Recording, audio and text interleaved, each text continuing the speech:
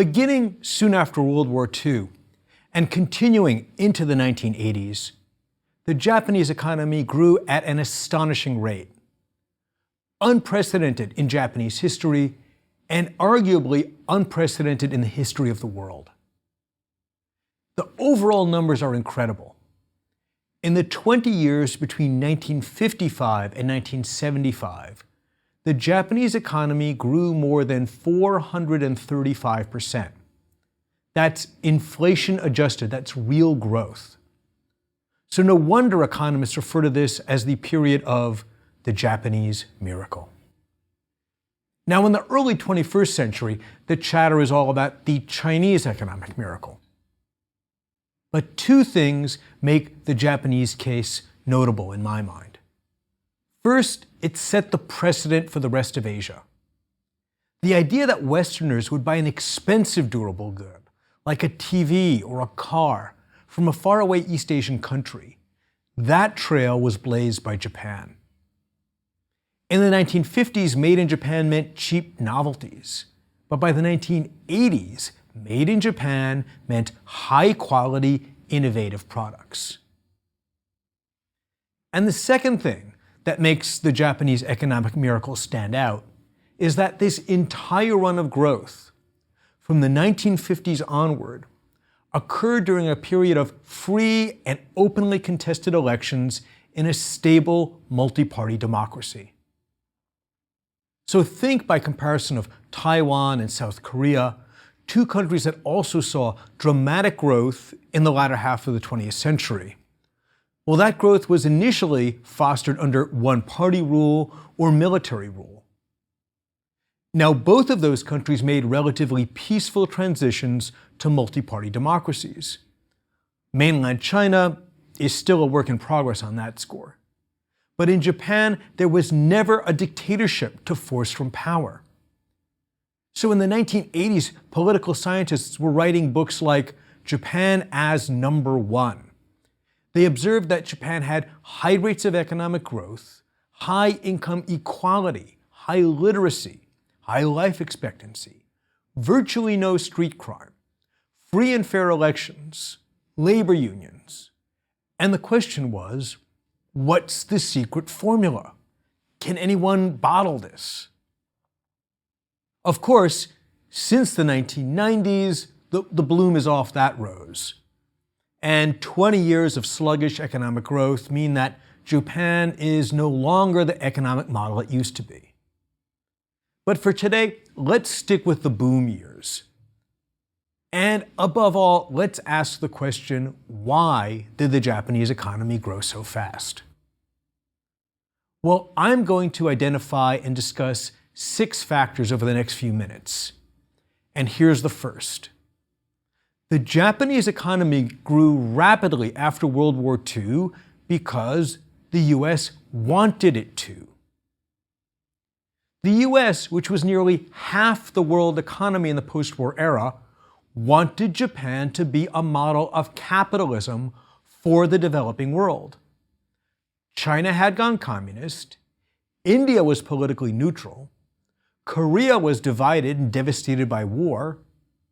So if anyone was going to believe that industrial capitalism could succeed outside the West, the US needed a success story. The US needed Japan to become both an export giant and an industrial giant. Now, a key element of this strategy was a cheap yen. In 1949, the value of the yen was set low against the dollar, 360 yen to the dollar. This encouraged Japanese exports by making Japanese products seem cheap to American consumers. And for many years, the Japanese economy was so small that the US could easily absorb its exports without any impact on US industries. You can see the widespread support for this policy in a 1960 Time magazine cover. The image is of a Japanese phoenix rising from burning rubble. Behind the phoenix are gleaming new factories, chemical plants, oil tanks, and huge ships and office buildings. And there in the foreground, beaming with pride, is the Japanese Prime Minister, Kishi Nobusuke. Now, Henry Luce, who owned Time magazine, was a passionate anti-communist. And although he had supported the Chinese Nationalist Party, the Kuomintang, against Japan during World War II, he was now committed to supporting Japanese capitalism against communism. And in that light, it's worth noting that Prime Minister Kishi had been indicted as a war criminal, mostly for his work promoting the economic development of Manchuria. But charges against him were dropped, and he was rehabilitated, partly because the US became more concerned with making Japan an anti-communist model than with punishing Japanese militarism. So the role of the US is beyond question. And when the biggest economy in the world wants your economy to grow, that's a big help. But the second big factor in Japan's stunning economic growth was largely homegrown, and that was its cheap and motivated workforce. While much of Japan's industrial plant was destroyed in the war, its workers still had the experience of the basic rhythms of industrial life, showing up on time, punching a time clock, and the process of pulling workers out of the fields and into the cities, that had happened in the 1910s and the 1920s. Now, here we get to multiple causes. Japanese labor was fairly quiescent, in part because Japan's unions were fairly apolitical. And that's partly because from the late 1940s, with the intensification of the Cold War, the US occupation barred communists from union activity. But workers were also highly motivated because during all those years of economic growth, Japanese management made sure that the gains showed up in worker paychecks. And in many large companies, workers could count on lifetime employment. By convention, large companies didn't lay off full-time workers during recessions. And workers were assumed to reciprocate by sticking with their employers, rather than seeking higher wages at rival firms. And that sense of allegiance to a company was also supported by the corporate pay scale. In Japan, the management to worker salary ratio was astonishingly small. Today, the average US CEO makes in a day what an average worker makes in a year. The ratio is roughly 350 to 1. That's up from about 40 to 1 in the 1980s. But in Japan, the ratio was still in the teens as late as the 1990s. So for all these reasons, workers actually felt a connection to their employer. So if management told the Mitsubishi auto workers that they were part of the Mitsubishi family, it seemed reasonable. Mitsubishi was a steady employer, and the Mitsubishi management felt like part of the same broad middle class. And workers could easily be convinced that the real enemy was not management, but their rivals at Toyota. Now, a third and related factor was quality. Japanese businesses took these motivated and cooperative workers and got them to embrace quality targets. A widespread corporate practice was to treat workers with respect and dignity and pay them well and tell them that quality should be their goal, and praise workers who pointed out defects or inefficiencies, get their insights into how to improve quality and reduce defects, and thereby make everyone in a company responsible for and proud of the product. So where did Japanese companies get these ideas? Well, here, Japanese industrialists were incredibly devious. They actually listened to the recommendations of their American advisors. Pretty tricky, huh? In particular, Japanese businessmen for decades celebrated one advisor, William Edwards Deming. In fact, in 1951, the Union of Japanese Scientists and Engineers created the Deming Prize in his honor, and it would be another 3 decades before he was recognized in the US. Deming was an engineer and a statistician, and he was actually brought to Japan by the US occupation to work on the 1951 Japanese census. But he also gave an influential series of lectures on quality control. That was his actual passion. Now, Deming's early work has since been eclipsed by total quality doctrines like TQM and Six Sigma. But Deming pioneered the key ideas behind those later doctrines. First and foremost, quality is not about removing defective products at the end of the assembly line. It's about not making defective products in the first place. Every stage of management and production should be geared towards making a perfect product. And in that way, the final inspection, before the product goes to the consumer, that becomes simply a confirmation of a great job. Now, in the 1950s, Deming's ideas were radical. Managers, he insisted, should not be feared. Their job was not to discipline workers. Instead, Deming said that workers want to be productive and efficient and proud of their work. Managers just make that happen. Today, we would say managers should empower workers, but Deming just said they need to help people and machines and gadgets do a better job. He also told managers to honor every worker's right to pride of workmanship. I find that idea breathtaking. Workers have a right to pride in their work. Now, overall, Deming's idea was that poor quality is the result of bad management. Because if your workers actually want to make a great product, well, then managing is just helping workers do what they already want to do. Now, Japanese businessmen heard Deming's talks and seminars, and they were amazed.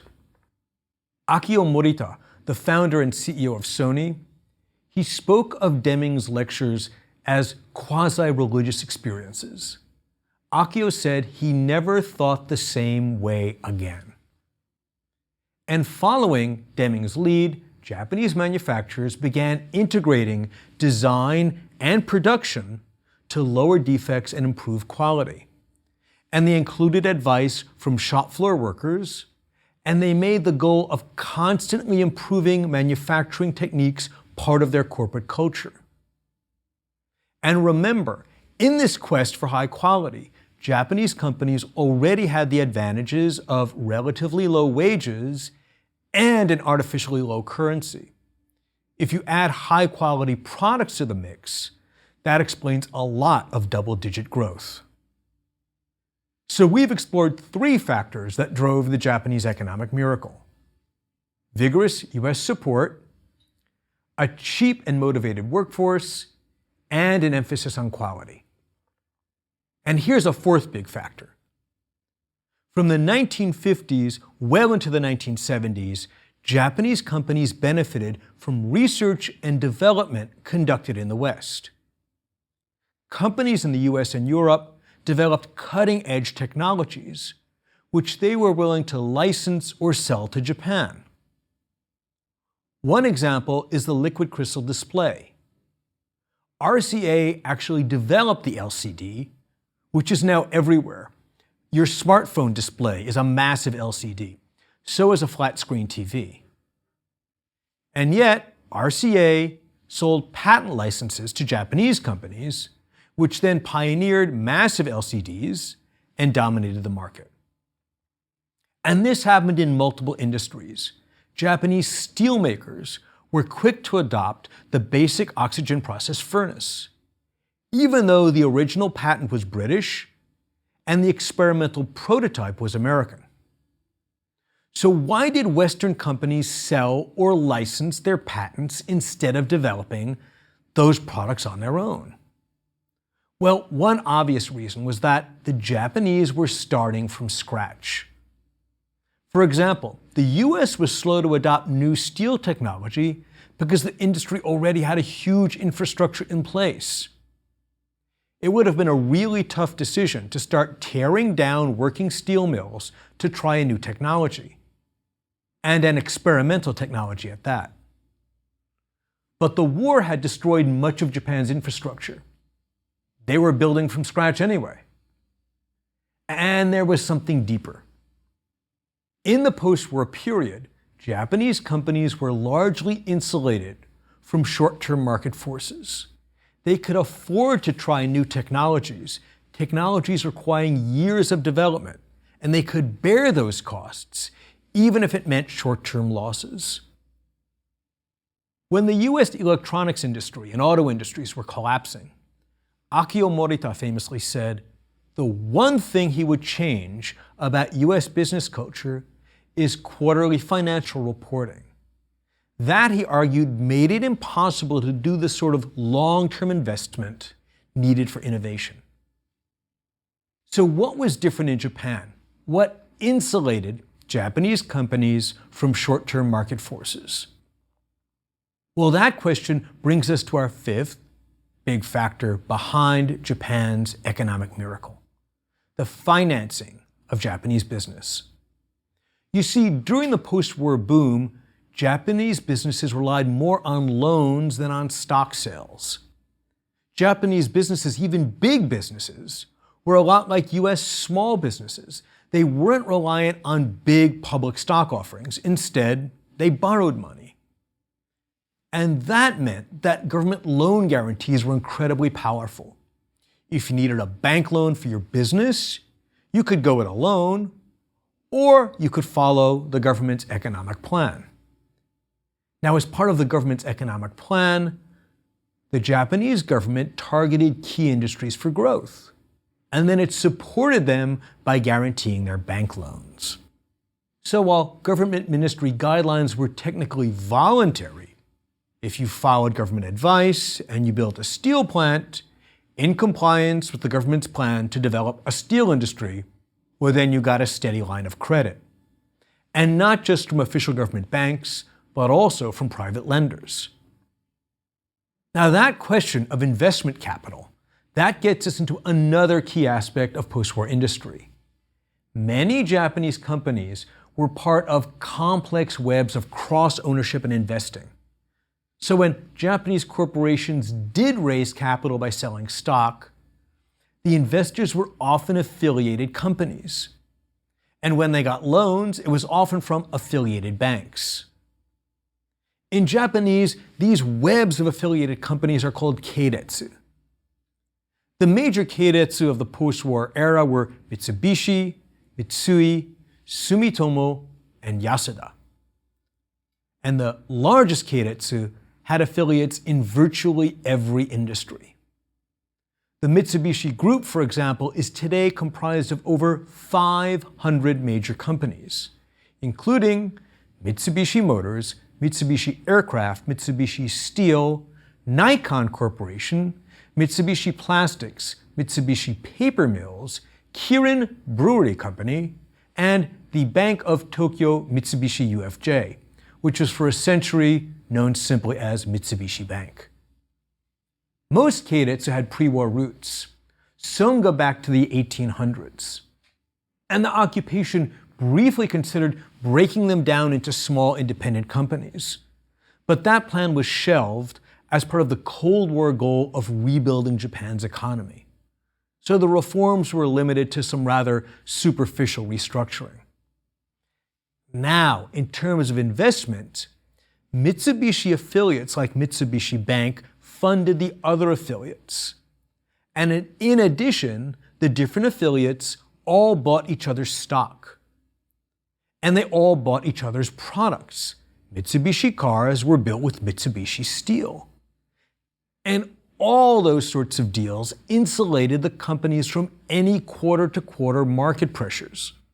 So if Mitsubishi Aircraft or Mitsubishi Motors had a rough quarter and their profits plummeted, their access to investment capital was virtually unchanged.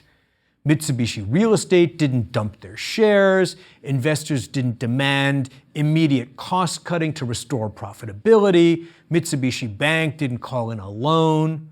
They were all in it together for the long term. Now, it's difficult to quantify exactly how powerful the Keiretsu were during Japan's era of rapid growth. But we can say that until the financial crisis of the 1990s, nearly 60% of the large firms on the Tokyo Stock Exchange were affiliated with one of 6 large Keiretsu. And the Japan Fair Trade Commission has estimated that almost 90% of domestic business transactions were among parties involved in a long-standing relationship of some sort. And this is a good place to pivot to a 6th and final factor in Japanese economic growth: the role of the Japanese government itself. Now, we've already touched on loan guarantees, but how else did government policy drive economic growth? Now, direct government action was extremely important in the early post-war era. There were several Japanese ministries that promoted economic development. The Ministry of International Trade and Industry, known as MITI, was initially the most powerful. And in the 1950s, MITI targeted several key sectors for growth. The first sectors included steel, electric power, shipbuilding, and chemical fertilizers.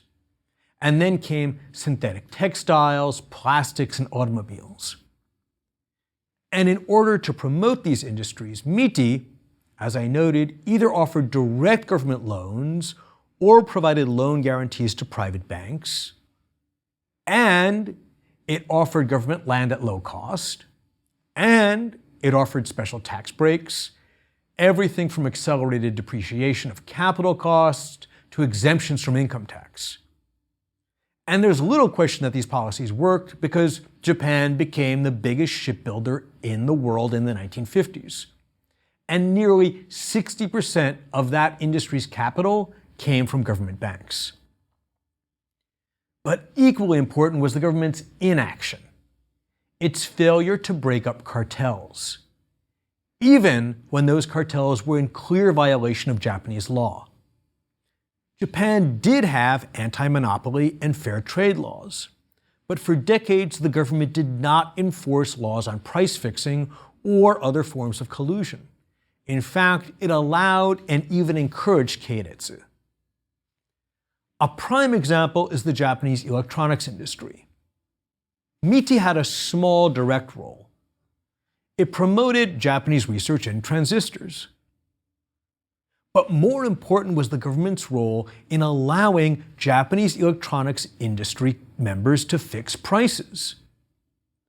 In the 1960s and 1970s, 7 major firms actively colluded to sell televisions at or below cost in the US, while charging more than twice as much for comparable products in Japan. And they were able to do this because they had tight control over the domestic retail system. Most Japanese retailers were small shops, and they were rewarded with special support if they sold at the official price. And they were threatened with a supply cutoff if they tried to cut prices. And there were no independent retailers big enough to push back against price fixing.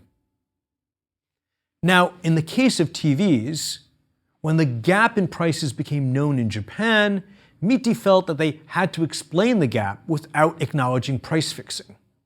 So they asked the electronics industry to explain why a TV costing 150,000 yen, or about $415 in Japan, cost only 65,000 yen, or about $180 in the US. And the explanations were completely ridiculous. The industry claimed that 19,000 yen of the difference was due to high sales costs in Japan.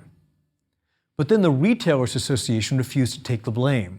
They insisted that they weren't seeing huge profit margins. And the electronics industry further claimed that 15,000 yen in difference was because Japanese TVs were of higher quality in Japan, which no one believed either. And finally, the industry said that 16,100 yen in difference was due to other. They didn't even try to explain that. Now, this lame explanation got a terrible public response, and the Japanese public was so angry that the Japanese Homemakers Association organized a brief boycott of TV sales. So the industry had to back off a little. They signed a consent decree with the Japanese Fair Trade Commission, and they lowered the differential between US and Japanese prices from over 100% more in Japan to only about 60% more. And then they went on fixing prices, both domestically and in the US market. So why was Japan selling TVs so cheaply in the US? Well, the basic goal was to gain market share and drive US producers out of business, and both strategies worked. The number of US TV manufacturers fell from 27 in 1960 to 5 in 1980. Meanwhile, Japanese manufacturers gained something close to 50% of the US market. And then they carefully coordinated price increases so that they were no longer selling on tiny or even negative margins. Now, in the 1970s, these practices drew a hostile response in the US. The Japanese economy had gotten so big that America just couldn't keep absorbing Japanese imports. And the US-Japanese relationship changed. The US shifted from promoting Japanese exports to blocking them. This was an incredibly rapid change. In a period of just a few years, the US abandoned its support for the cheap yen, and between 1971 and 1973, the yen appreciated by 20% against the dollar. And by 1980, it was up 50%. Also, the US began introducing tariffs to block imports from Japan. In fact, Nixon insisted that he had the authority as president to impose the tariffs without congressional approval because of the 1917 Trading with the Enemy Act.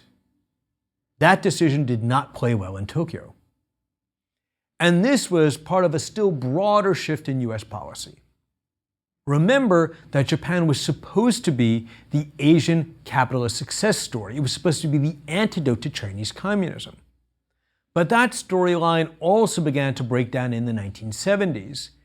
Nixon flew to China, chatted with Mao, and began the process of recognizing the People's Republic rather than Taiwan as the government of China.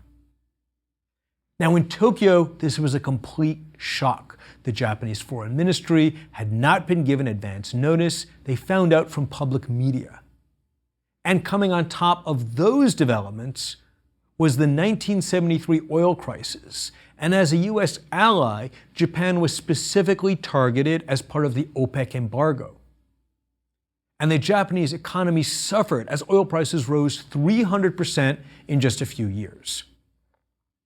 Now, in the 1970s, many suggested that this was the end of Japan's economic growth, because many of the fundamentals of Japanese post-war growth were gone. US support for exports, gone. A cheap yen, gone. Cheap labor, all gone. But the Japanese economy actually rebounded from the crisis of the early 1970s rather quickly, and growth continued, although at a slower rate, down from about 8% per year to around 4%. Japanese companies also adapted to the new relationship with the US. They began moving production to the US to work around import restrictions. And they also began buying American companies. For example, Panasonic bought the consumer electronics division of Motorola to maintain access to the US market. And the rising gas prices gave Japanese cars an advantage since Japanese automobiles were quicker to raise fuel efficiency. And Japanese car companies moved up in the market. As early as 1983, Toyota began planning the Lexus. Now, Japanese cars were already known as cheap and reliable, But now Toyota began planning for luxurious and reliable. And finally, Japanese domestic demand began to grow. After decades of growing incomes, Japanese consumers finally stopped thinking of wartime privation and they began spending. So Japan became less dependent on exports for growth. Now, in retrospect, that feeling of wealth had a downside, because while it fueled domestic demand, it also supported a huge real estate bubble. Japanese consumers were feeling wealthy and they wanted bigger houses. And as a result, Japanese housing prices actually tripled during the 1980s. Now, the bursting of that bubble and its aftermath, that's a topic for another day.